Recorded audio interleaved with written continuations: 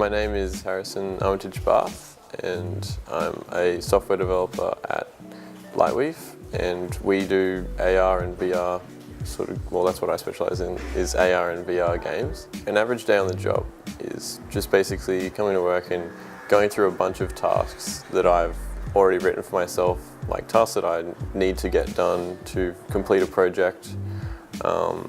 and to basically finish that project off so that we can ship it like as soon as possible, pretty much.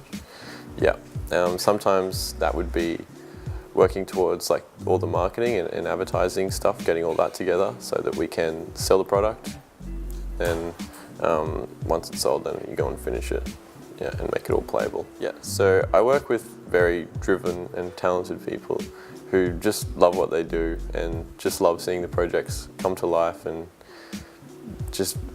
seeing like what they program make things happen in the game, and like when they program something successfully, seeing it happen is always really rewarding for them. Some of the hard skills you need are to be good at sort of a programming language. So if like in Unity, the main one is sort of C#. So if you're going to be a Unity developer, you sort of need to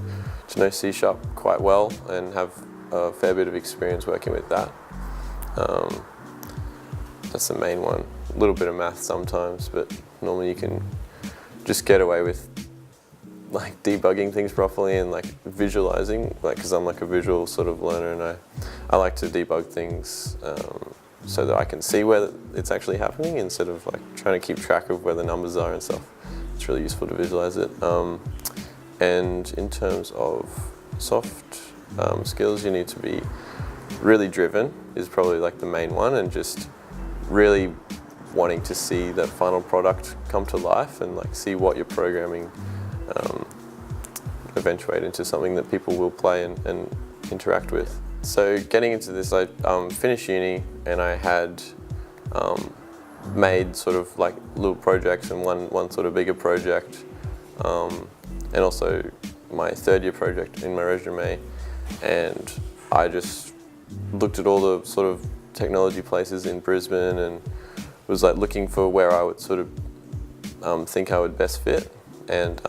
Lightweave was always like up the top for me, so I really wanted to pursue them as much as I could, and I made a good sort of point to, a part of really pursuing that was like going to their activations and like the sort of games that they'd set up in like shopping centres and stuff like that, and like just being a part of it, playing the games and like trying to meet them and stuff like that and say hey and show them all my stuff, and I even helped them like pack down one day and stuff like that a couple of times, So that was good, just like getting to know them and just saying hey and showing them I'm here. One of the main challenges is, like while I work here, one of the main challenges would be just sort of prioritizing tasks and knowing what to work on and then what will get the job done the quickest. The most rewarding aspect is like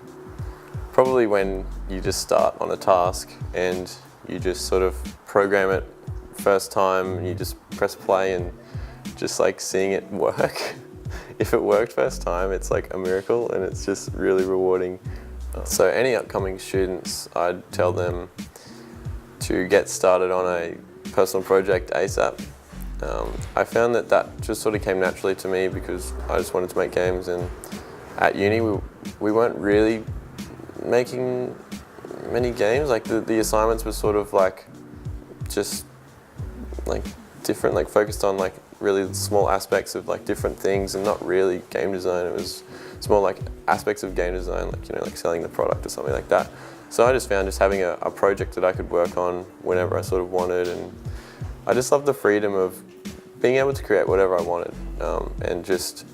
continually working at it, maybe like every day or a couple times a week, and just seeing it come to life and showing my friends and stuff like that really helped me sort of grow my passion for games.